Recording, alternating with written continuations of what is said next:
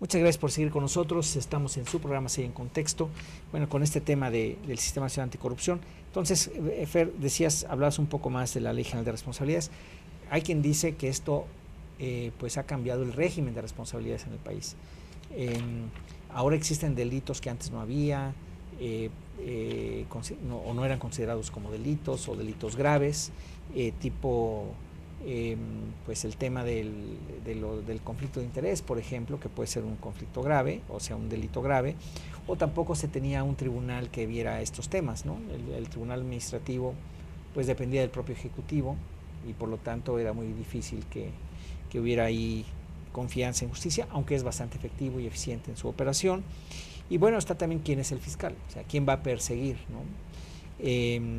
Todos estos delitos o este tipo de crímenes, y luego cómo se conforma hacia abajo, es decir, cómo se articula, y eso está en la ley del sistema, cómo se debe articular con los estados y con los municipios, es decir, cómo se hace un sistema ya no solamente a nivel nacional, federal, digamos, sino también cómo se baja a niveles ya concretos.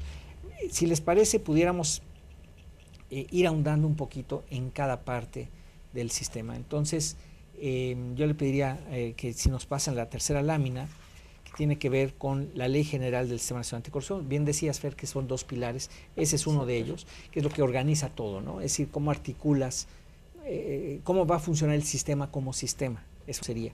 Y ya lo demás es las partes del sistema, cómo embona.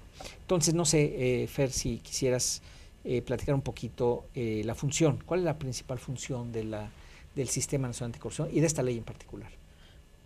Como usted comentaba, doctor, hacer una coordinación entre todas las diferentes instituciones. Las 6 grandes instituciones y el Comité Ciudadano que lo van a formar, que puedan trabajar de manera conjunta, que puedan prevenir, que puedan investigar, que puedan castigar y que puedan juzgar actos de corrupción. Lo que está buscando este sistema es la forma en que puedan manejar juntos sin lastimar las facultades que ya de por sí tiene cada una de estas instituciones.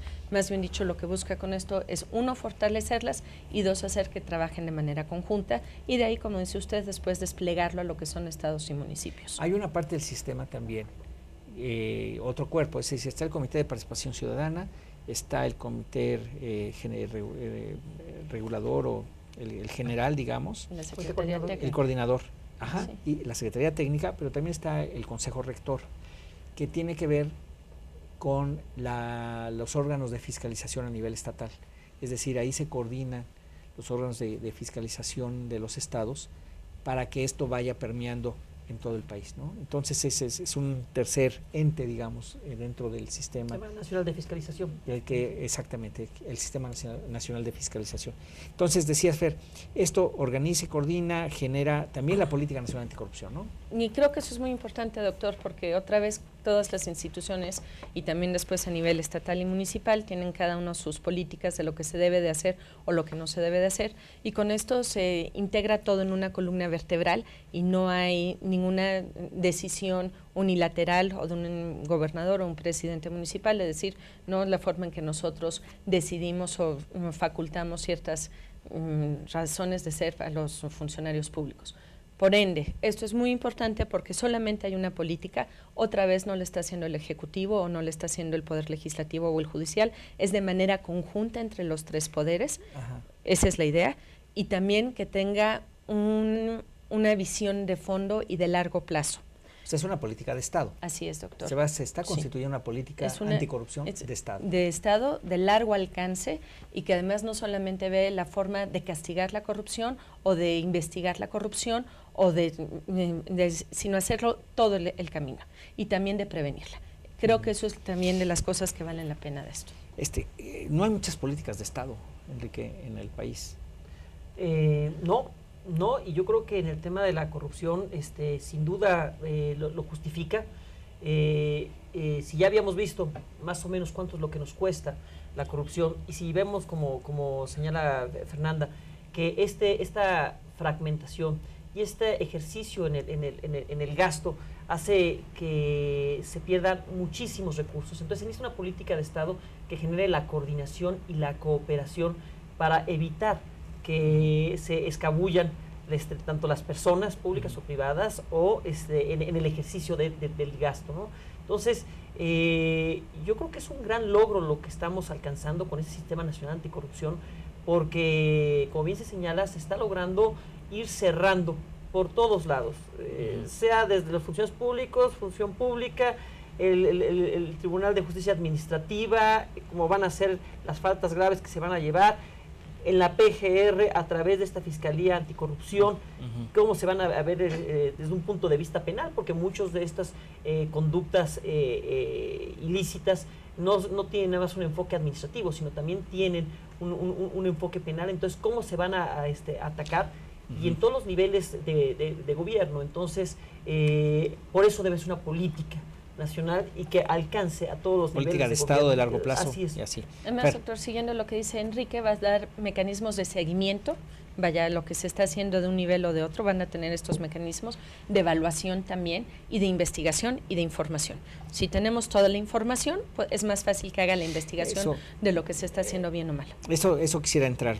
Si nos pueden ayudar con la gráfica o la figura de la Ley General del Sistema Nacional Anticorrupción, vemos que uno de los temas es esta plataforma de información. Sí. Es decir, aquí en el sistema va a haber la posibilidad de acceder a las bases de datos del Sistema de Administración Tributaria, o sea, del SAT, las bases de datos de Compranet, o sea, las compras públicas, ¿no?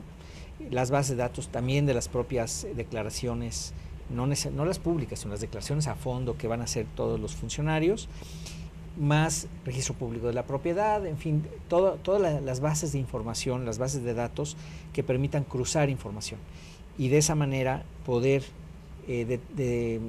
tener, digamos, indicadores mucho más precisos.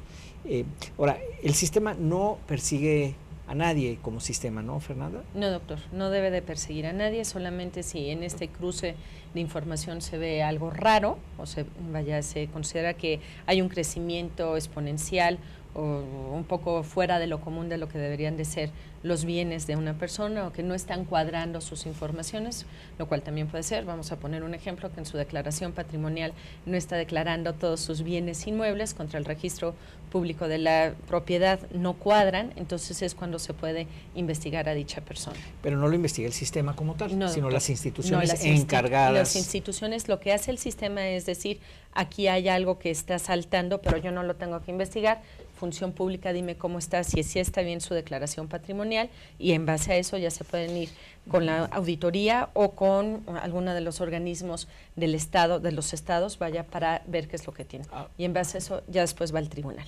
Ahora, lo que también, cuando se habla de una política de Estado con este acceso a la información, lo que el Consejo Ciudadano, que debe ser de gentes avesadas en temas de corrupción, con experiencia, es que puedan desarrollar indicadores, que pueden desarrollar formas de medir si se está avanzando o no en esa política anticorrupción.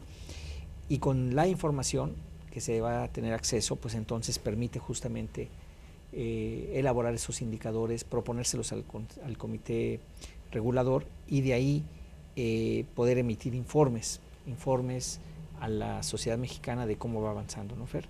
Sí. Ahí tenemos entonces un papel importante de esta plataforma de información y tenemos un papel también importante en cuanto a que las funciones del comité regulador, o sea, del sistema como tal, es emitir un informe, por lo menos un informe anual, donde diga cómo vamos, que haga recomendaciones, y las recomendaciones pues van a ser importantes, tipo las de la Comisión Nacional de Derechos Humanos, ¿no? De recomendaciones cuando un Estado, por ejemplo, no esté llevando a cabo su tarea, cuando haya falta clara en ciertas cuestiones, entonces también van a poder hacer ese tipo de recomendaciones. El Comité de Participación Ciudadana, Fernando, tú decías hace un rato que es el que va a presidir el sistema. Esto es algo inaudito, nunca esperamos que llegáramos a eso, ¿no? No, doctor, yo creo que no, que eso es una también de los éxitos que ha tenido ahorita todas las leyes presentadas por la sociedad civil, de insertar al ciudadano como el miembro más importante del gobierno. Y si quiere, aquí podemos hacer un paréntesis. Usualmente hablamos de burócratas, y no son burócratas, son servidores públicos y como tal se deben al ciudadano y a los impuestos que pagamos como ciudadanos. Entonces, si eres un servidor del ciudadano y no un burócrata, insisto en ello, debes de obedecer y acatar lo que están diciendo los ciudadanos. Y los ciudadanos, otra vez por las encuestas que antes mencionamos, estamos hartos del nivel que existe de corrupción. Ahora, vale la pena mencionar en eso, perdón, Enrique, nomás un detalle, ya nos tenemos que ir a corte, es lo siguiente: estos ciudadanos no son representantes de la sociedad, los representantes son los legisladores, son los diputados, son los senadores. Estos ciudadanos, y eso lleva a cuento el cómo van a ser elegidos. El Senado nombrará a 9 personas que salen de las universidades y de la organización civil, un comité de selección. Esas 9 personas eligen a su vez a estas otras 5, que son quienes van a estar en ese comité de participación ciudadana. Los que eligen no pueden ser al mismo tiempo miembros de ese comité, y quienes los eligen no pueden ser miembros de ese comité sino hasta después de muchos años. Entonces, digamos, se despartidizó la selección de estas personas, y si bien no son representantes, como uno entendería democráticamente hablando, de la sociedad, sí representan en el sentido, digamos, del interés de la sociedad, del interés público de la sociedad, es lo que ellos estarían defendiendo, ¿no? Entonces, es interesante ver cómo se conforma esos cuerpos, pues, de decisión tan importantes. Ahora sí nos tenemos que ir a un corte y regresamos contigo en la siguiente parte. Regresamos. Estamos con ustedes en CEI en Contexto.